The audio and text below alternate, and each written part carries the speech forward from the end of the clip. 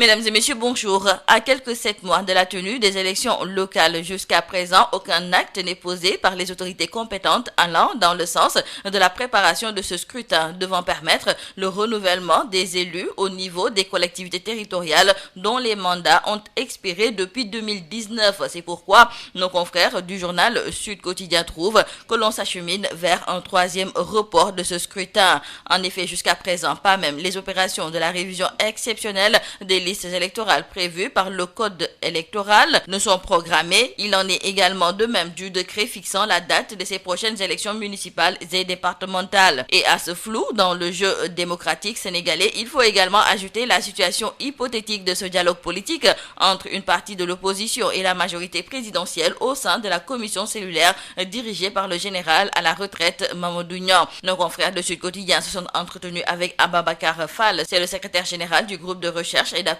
pour la démocratie participative et de la bonne gouvernance, et il se prononce sur l'impact du rythme de l'évolution du dialogue politique sur la tenue des prochaines élections locales, tout en précisant qu'il n'est pas pour théoriser un troisième report de ce scrutin. Cependant, Ababacar Fall a tout de même précisé qu'il sera très difficile, voire même impossible en l'état actuel, de faire l'audit du processus électoral puis d'organiser ces élections à la date du 28 mars 2021 au plus tard. Dès lors, il préconise qu'on diffère la tenue des élections jusqu'en juin 2021. Et toujours en perspective du dialogue politique, il est clair que les débats ont donné naissance à plusieurs consensus et il reste encore les points de désaccord et l'arbitrage du président Macky Sall sera fortement attendu. Seulement, nous disent nos confrères du journal Tribune, il sera également question de choisir un chef de l'opposition, et à ce propos, le journal Tribune est en mesure d'écrire qu'une réunion de plusieurs leaders de l'opposition s'est tenue hier au siège de Bokk Gis Gis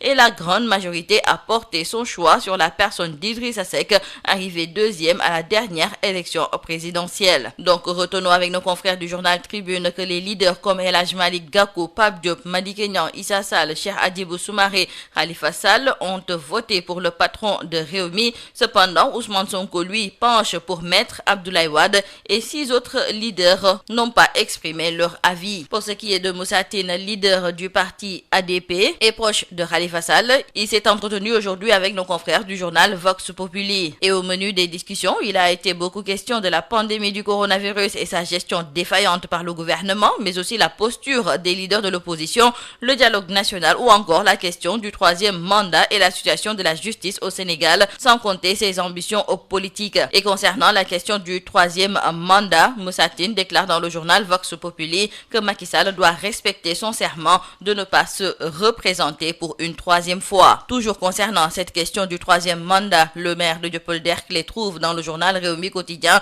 que parler de troisième mandat au Sénégal est extrêmement grave. Pour Cheikh Gueye, par rapport à ce qui se passe dans la sous-région, la question du troisième mandat doit tout simplement être occultée. Parlons à présent de la situation de la Covid-19 ici au Sénégal. Nos confrères du journal Critique nous annoncent qu'il y aura bientôt 10 000 guéris du Covid-19. Cependant, il faut noter que le Magal pourrait accentuer la propagation du Covid-19. C'est en conclusion le rapport d'un groupe de chercheurs, un rapport remis au Khalife général des Mourides et au comité d'organisation du Grand Magal de Touba. C'est pourquoi ce groupe de chercheurs invite les fidèles Mourides à célébrer le Magal chez eux et éviter les déplacements et rassemblements, une option qui semble être la plus prudente et la moins porteuse de risques épidémiologiques. Et l'on nous signale avec nos confrères du journal Les Échos que le document qui a été donc remis au Khalife général des Mourides a été validé par une dizaine de chercheurs de spécialités différentes.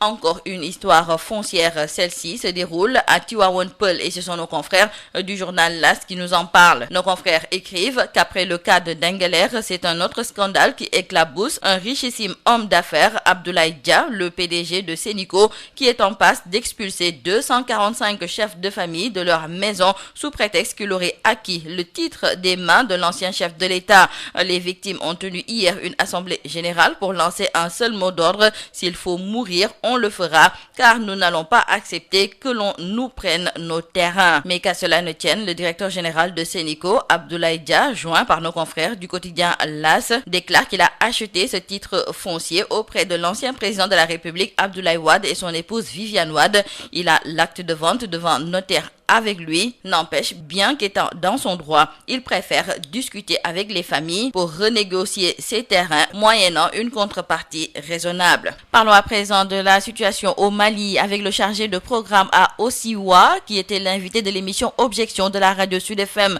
Mathias Unkpe s'est prononcé sur le processus de la mise en place des organes de transition au Mali après le putsch du 18 août 2020. Invité de l'émission Objection, il a indiqué que le Mali est confronté à une crise sans précédent du fait d'une divergence de vues entre la junte militaire, la CEDEAO, le mouvement du 5 juin, en plus de la crise économique. Ainsi, invite-t-il les militaires à laisser les civils gérer la transition. Nos confrères du quotidien Le Soleil nous amènent aujourd'hui dans le Fouladou et nous racontent l'histoire des Mandingues et celle des Peuls, une histoire commune. Et si les premiers ont pendant longtemps dominé, les seconds, sous l'impulsion d'Alpha Molo, ont su prendre le dessus. Une prise de pouvoir au forceps et au prix de plusieurs rebondissements. Et nous terminons par le sport. Nos confrères du quotidien du sport Stade nous parlent de Sadio Mané qui serait favorable à un challenge au Barça. Ce week-end, le média catalan Mundo Deportivo a révélé que la relation entre Jürgen Klopp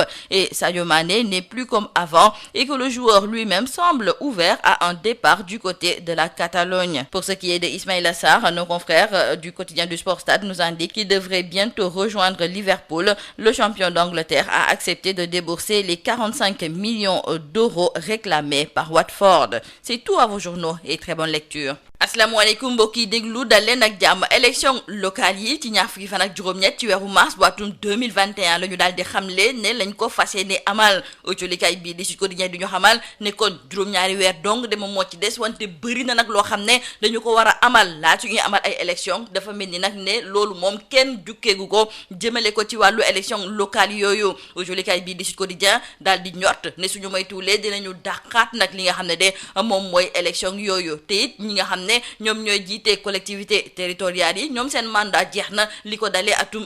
2019 wante fu mu nekk ni daal lay xeeñ jëmale ko nag ci wàllu élection locale yooyu moom mooy ne suñu moytuwulee dinañu ko dàq ba jëmmi jamono rax ci dolli tamit ñu gis ne ci wàllu dialogue politique bi fu mu nekk nii même su fekkente ne daal nangu nañu nag ànd jëmale ci wàllu parrainage bi ñu nar a dindi ci wàllu élection locale yooyu am na yeneen poñ yoo xam ne it ba léegi jubooguñ ci autolikaay bii di Sud Quotidien ba léegi sax daal di seq waxtaan ak secrétaire général du GRADEC di Ababacar Fall moom ma ngay ñëwaat ci wàllu élection locale yi nga xam ne nag moom la ñu dëgmal la mu gis sax moom mooy ne mën nañu ko dàq nag ba ci weeru juin bu atum 2021 ndaxte loolu day tax daal ba lépp loo xam ne dafa jublu ci wàllu élection yooyu ñu war kaa mën a amalee te nag du indi benn rëq-rëq ci doxalinu processus bi ci li nga xam ne nag moom moo jublu ci kan moo nar a nekk chef de l'opposition autolikaay bii di Tribune moo ñuy xamal ne ñi nga xam ne ñoom ñooy ay kàngam yu bokk ci l'opposition bi ñu ngi doon daje démb ca siège bu bokk gis-gis ku ci mel ni Malick Gakou, Pape Diop, Madické Niang, Issa Sall, Cheikh Hadjibou Soumaré, Khalifa Sall ñoom ñëpp daal dinañuy tànn kii di Idrissa Seck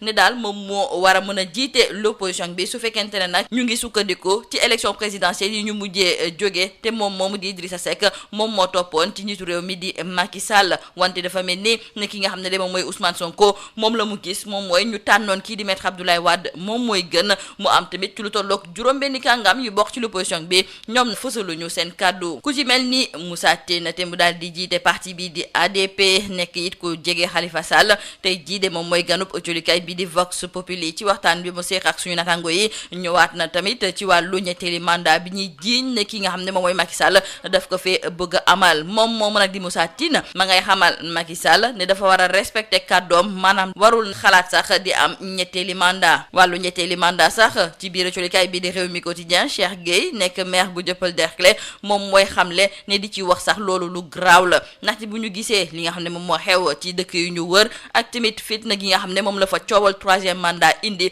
kon kay di ko wax fii ci biir Sénégal dañu ko war di moytu ñu wax léegi ci tolluwaay xew mi ci mbas bi di Covid-19 ndaxte culikaay bii di critique mi ngi ñee xamal ne fu mu nekk ni nag ci limu ñi nga xam ne ñoom ñoo wér ci feebar bii di coronavirus suñu moytuwulee ci fan yu néew dinañu yegg ci fukki junni culikaay bii di critique tamit di ñëwaat ci ab vaccin boo xam ne ñoo ngi koy xaar jëmale ko ci mbas bi di Covid 19 wante dafa mel ni ne waa Institut Pasteur ñoom fu mu nekk ni daal amaguñu vaccin gi ni mel ba léegi ci mbas bi di Covid 19 mu am ay chercheurs ñoo xam ne nag ay gëstukat lañu yu daal di toog waxtaan gis nag ne su fekkente ne màggal bu atum 2020 bàyyi nañ ko mu am fii ci Touba de suñu moytuwulee nag dina gën a wasaare li nga xam ne daal moom mooy mbas bi di Covid 19 loolu sax moom moo tax ba groupe de chercheurs boobu ginnaaw ba ñu defee seen i gëstu daal di dëxën lépp nag ci ab rapport goo xam ne lañ cey wax la ca gën a fës moom mooy ne màggalu atum ren nañu fexe daal ba ku nekk toog fa nga dëkk daal di ko fay amal seen rapport boobu jël nañu ko sax daal di koy jébbal xalif général des mourides ak tamit comité d'organisation bi